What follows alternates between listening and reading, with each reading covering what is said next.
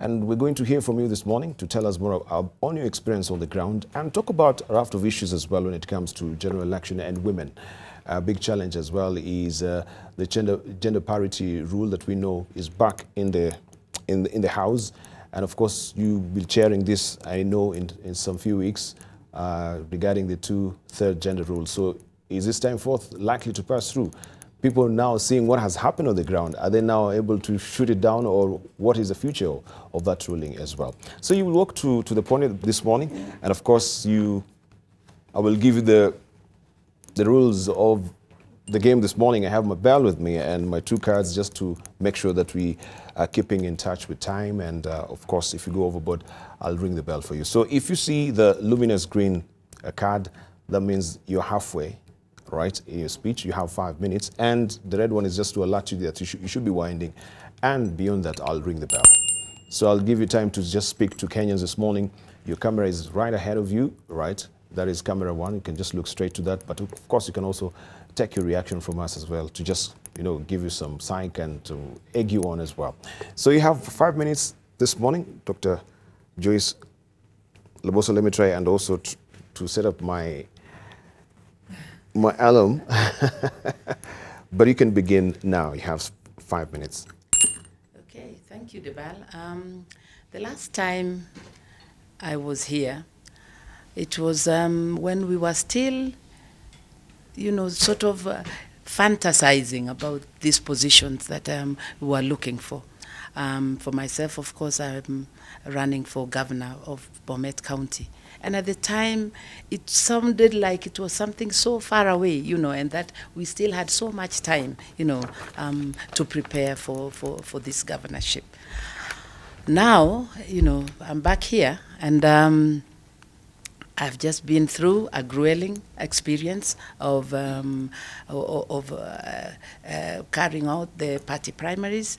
And for me, this was extremely crucial because I know that my county is a Jubilee zone, and therefore that election was almost going to be the final election, because the outcome of that election is actually, I knew was extremely crucial.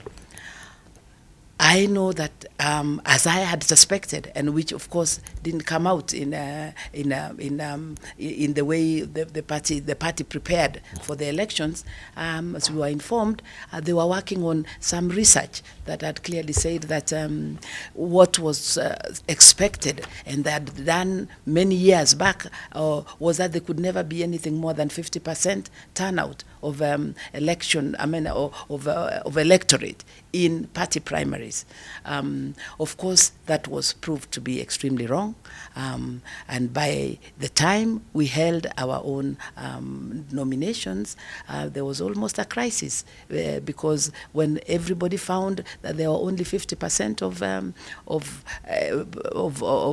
and even less, 50% and less of ballot papers, there was almost a crisis. And I'm sure you saw in Bomet, we actually said, no, we cannot start, because even by 6 in the morning, there were queues of up to over 200, 300 people by 6 ready to cast their vote, and you have a ballot, 100 ballot papers.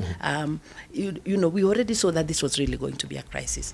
So what I want to say, and I think this is what has also come out, that we need to do party primaries a lot earlier, even as has been suggested, almost a year before. And on top of that, we need to remember that as we have boxed ourselves into, the no party hopping, that this party, therefore, party primaries almost become the real election in most of the areas, especially the strongholds of the parties that we represent. So I would like to say, now that I have gone through that process successfully and come out a winner on the other side, I want them to turn to my women folk, because a lot of the women have been particularly afraid of going for this gubernatorial seat.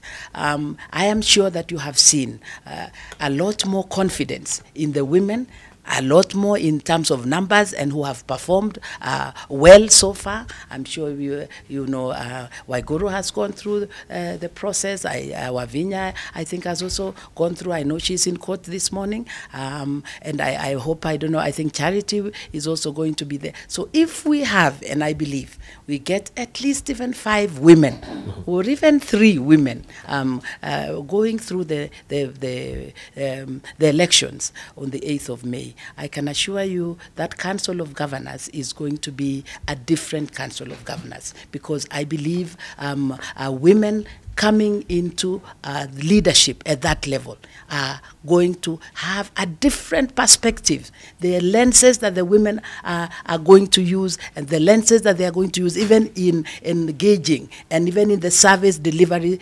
to the people that they represent, is going to be a breath of fresh air. And I believe, and I would want to also tell the people of Bomet, first of all, to thank them very, very much for having really given me a very good boost and given me the confidence to know that they have chosen me to be their representative in Jubilee Party. I would want to tell them that what I promised on the campaign trail, what I told them, that this was going to be a different Bomet, that I am going to focus on development, not politics, that I am going to focus on service delivery, water provision, which is a crisis in Bomet. I'm going to looking at creation, employment creation, wealth creation. What can we do to improve the plight of the people of Bomet? Right now, I am sure you know that we have this high cost of living that is almost going to really give us a problem. And if by August, and I want to ask my government, which I believe is a listening government, that this cost of living is going to affect us, and we need to very quickly find a way of reducing the cost of unga, reducing the cost of sugar, making sure that this cost of living is brought down, because this is going to be a factor in the coming election. And I want to encourage my women, especially the women that are running in politics, that it can be done. And please do not be intimidated. Do not allow anybody to bring you down.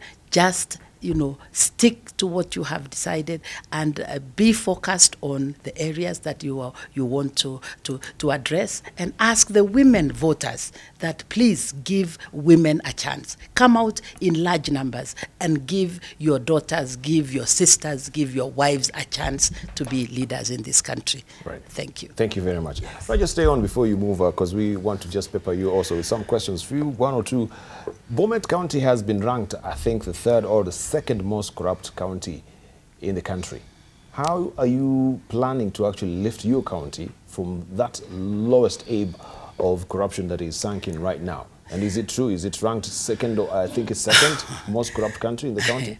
Well, I don't want to make any judgments, but I can tell you there is a big problem in the way the affairs of Bomet are run. If you look at even the things that are claimed to have been done, and what you find on the ground, what you see on the budgets, and what is appropriated for functions and in the county, and when you go to the ground, and I'm talking because I'm a member of parliament in one of the constituencies, there is a lot that is desirable, that needs to be done. And really, that is the first area that I'm going to address.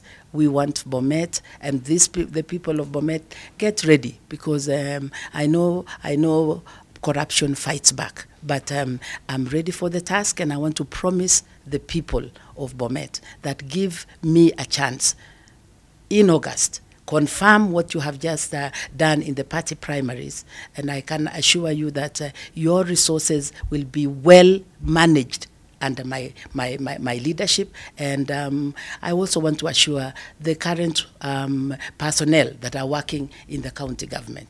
There's been a lot of rumors that I am coming, you know, the people, the public always give me a broom. Every time we are in a public function, yes, everybody will bring a broom, and they are always saying, Joyce, come and sweep, come and clean out this place. I want to assure them that the broom, even in any mother, cleans the house. It does not clean the children. So don't be afraid about my coming in or your positions. Everything will be done. Due process will be followed. And I'm sure that you are safe in the hands of Joyce. Probably Joyce is even going to be able to help you to get permanent jobs. You are going to give you even a scheme of service, which are not now currently in place. All right, yes. So that was a rumor, because people were saying, yeah, you've said you'll actually purge the house completely, rid it of corruption, even with the county officials right now who are there. So it's good that you're clarifying this. No. Yeah, we'll get rid of the dirt, not the people. Dirt, yes, not the people. Yes. Thank you very much. All right, Joyce Laboso there. She is the governor aspirant, Bomet County. Up next, we want to hear from Esther Passaris. She garnered the ODM ticket, and she'll walk to the podium to also talk to us in a bit about her aspirations and how she is going to change Nairobi County when it comes to the issues of women, right?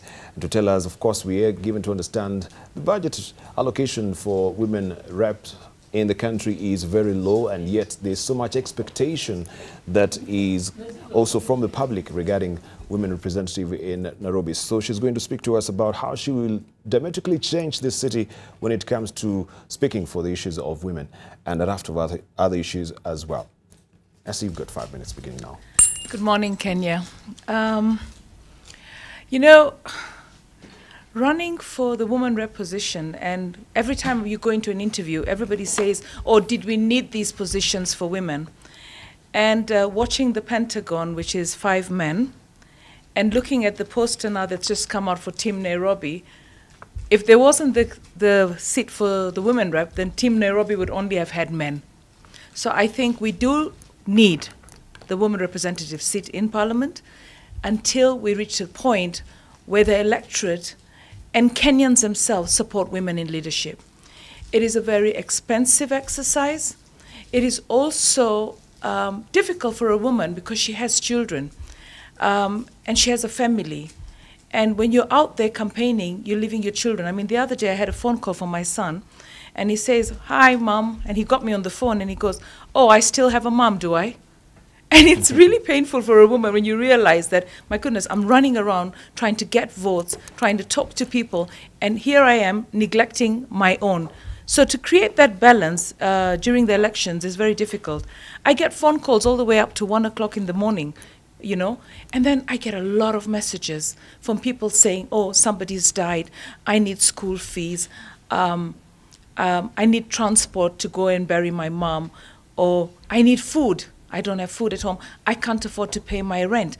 Somewhere along the line, the leadership that has been in this country has actually confused the electorate on what exactly a leader is supposed to do in any of the positions that they're presented. You see, now the electorate looks at leaders as people that we put in office, you become very rich, you have a lot of money, your money is our money and we want it. And I say, no, that is a job that I'm applying for in a very, very difficult way. I mean, when you think about it, Debal, I've already spent about 10 million shillings, about 6 million on promotional material, on posters. It's expensive. The county woman rep for Nairobi is 17 constituencies. And those 17 constituencies, wherever you go, they want a T-shirt, they want a hat, they want an umbrella, they want a poster. So you try and do the best that you can, because this is the way you market yourself during campaigns, and it's expensive. You need the road show, it costs money. The petrol, the security, etc. So I'm saying that it is an expensive exercise, and I want the Kenyan middle class to understand that they are the employers of the majority of Kenyans. And when we call you and we say, we want help so that we can run this election, do not think that, oh, it's your position, it's your decision. We shouldn't be part of it. The Kenyan middle class has a moral obligation to try and ensure that we have good leadership in this country. And you can contribute, whether it's 100 shillings, whether it's 10 shillings, whether it's 5 shillings. You don't even have to be asked. You can contribute your time. Sometimes I go to a place and somebody says, I voted for you, but I never saw you. I don't know what your manifesto is. So I say that if you know me, then talk to the person that you meet on the market. Talk to the person that you meet in the matatu, on the queue in the bank. Talk to the person and sell me, because I can't reach everyone. Because you can do something to ensure that we get good leadership in Parliament. When it comes to, this is a very difficult thing for a woman. It is difficult. But as women, if we want to have better lives for the women that are our sisters out there, and the majority of the voters that are in the informal settlements, then we have got to support each other. All right?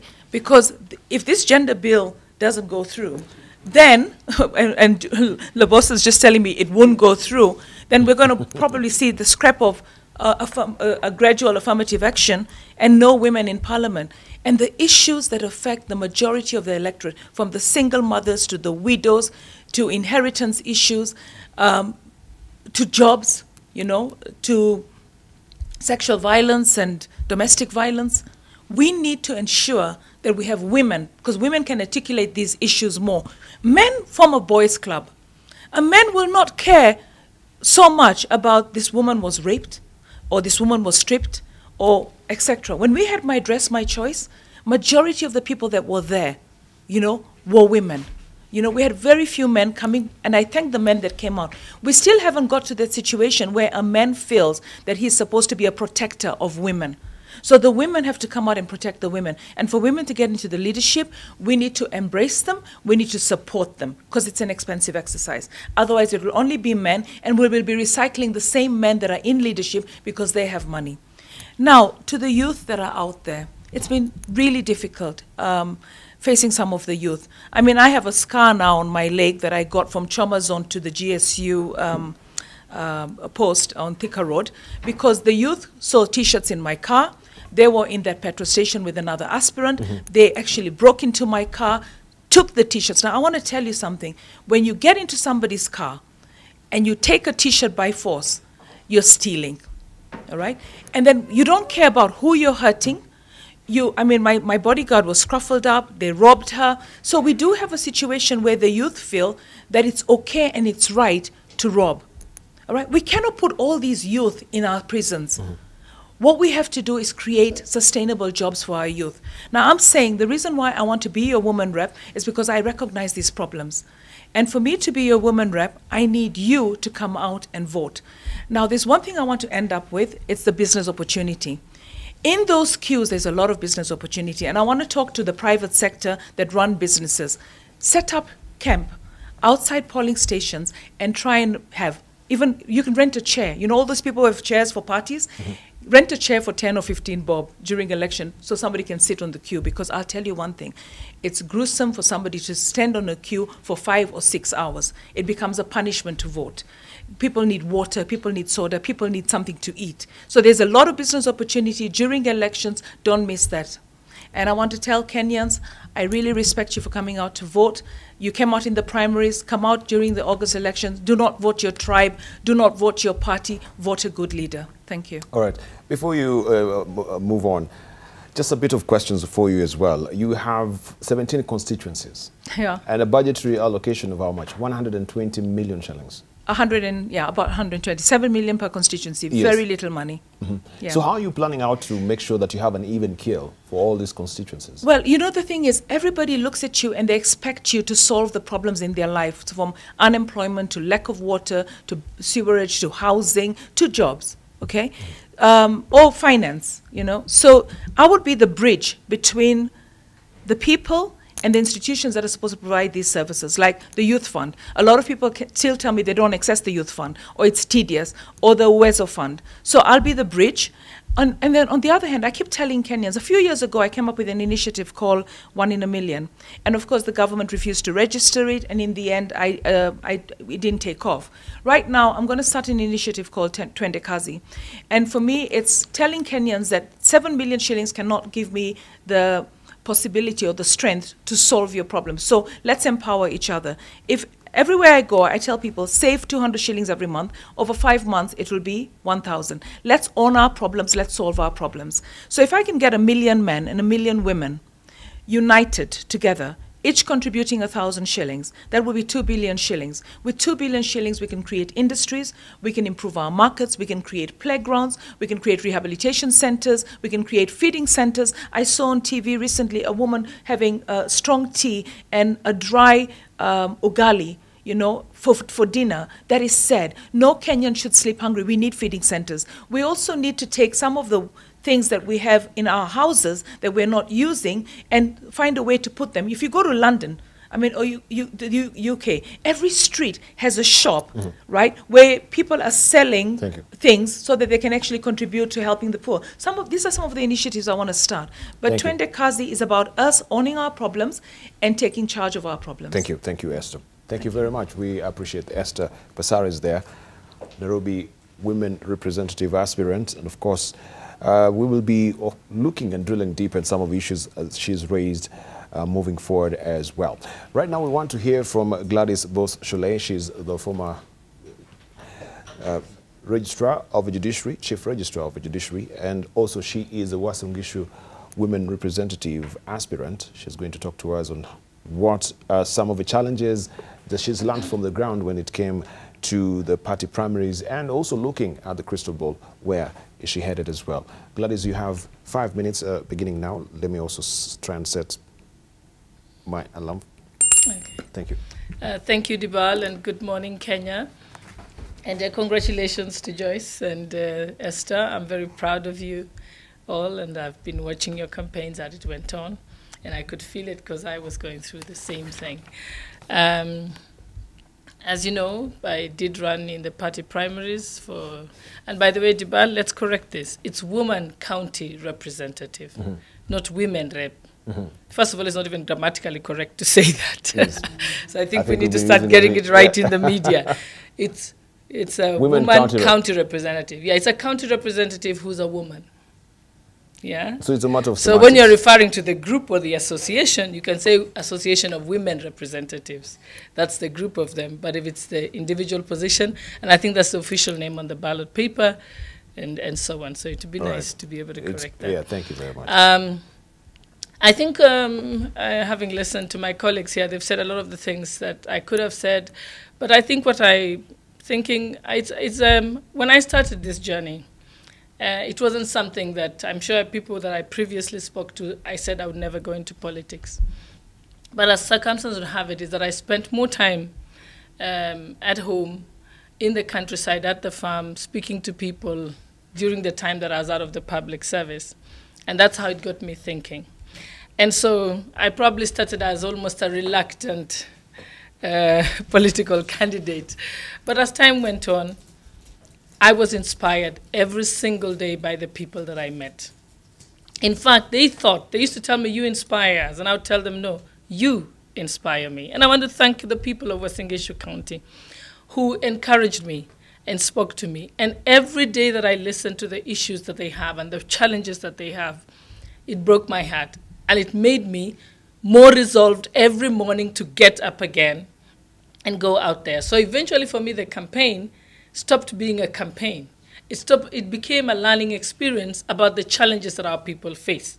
And every evening I'd take my notebook and I'd type down all the problems that I'd had that day and begin to think, what are the legislative interventions? What are the social interventions? What are the humanitarian interventions in order to resolve those problems?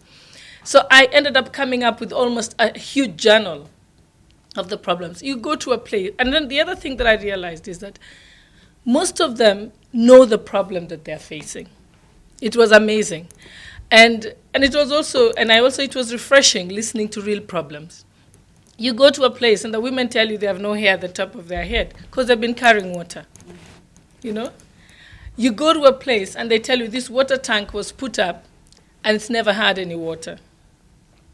And you realize there's a problem. You go to a place, the land is so fertile, and there's a huge river, except the water can't be taken to the land nearby. Actually, I realized that our people need minimum resources, but employed in a certain way so that we can have maximum results. And it is possible. And for me, it was such a pleasure sometimes resolving some of the issues because it was so much easier. Remember, I was from the public service. And my last job at the judiciary, you're arguing about whether they're getting a C-class Mercedes or an E-class Mercedes, or whether their office is carpeted or they have a water dispenser in the office. And here I was, listening to real problems, whether people will feed their children, whether people can take someone to hospital tomorrow, whether someone can be able to get life-saving medication. So for me, after a while, I said to myself, we have these problems that we magnify that are nothing. So for me, I have enjoyed the campaign trail. I kept telling people, even if I don't win, I am having a great time. Even if I don't win, I have learned so much that I could never have gone to school to do. And I realized I could use my abilities, my fundraising abilities and problem-solving skills to help my people. Because remember, I worked in the public service. When I was at the Electoral Commission, I raised money from development partners to be able to run the election. I also raised money to supplement the budget when I was at the judiciary. I raised money with us Kenya Law Reports to supplement the government budget to run the programs there. Now, I can get to do it for my people who have real problems, you know? So it was nice to be able to use my networks again. I'd call up and I'd say, can I get so many Mabatis? And people would come in. And I'd say, is it possible for us to access medication for this? And we were able to get that. I was able to tell people, you know what, you just had a cut on your hand and a broken hand. We don't have to go to the referral hospital. Let's go. So even encouraging, even simple things like encouraging people, let's not congest the referral hospital. Let's go to the hospitals that have been built, because one of the things I was amazed is there's a lot of dispensaries and a lot of small hospitals that have been built in the countryside. Except that people don't go to them because sometimes you don't find the medication or the bandages. And so I realized if they had bandages, they would do it. Because why should somebody go for 10 stitches to the referral hospital? No wonder the referral hospital can't deal with real problems. So every day I was solving a problem. Every day it was amazing to see that. But, and I was amazed at how much they knew about their problems and they all know the solutions. You just have to help them implement that solution. The other thing that I learned that was amazing was that watu ni mali, yeah? That people are wealth. My grandfather always said that to me. It took people to run the campaign. In fact, my biggest expenditure, well, I told people, you don't need money, you need people. That is your most expensive resource in order to run the campaign, because it took people to wake up at night and go and watch the ballot papers. It took people to work with me at night into long hours, to leave their jobs to come and work with me.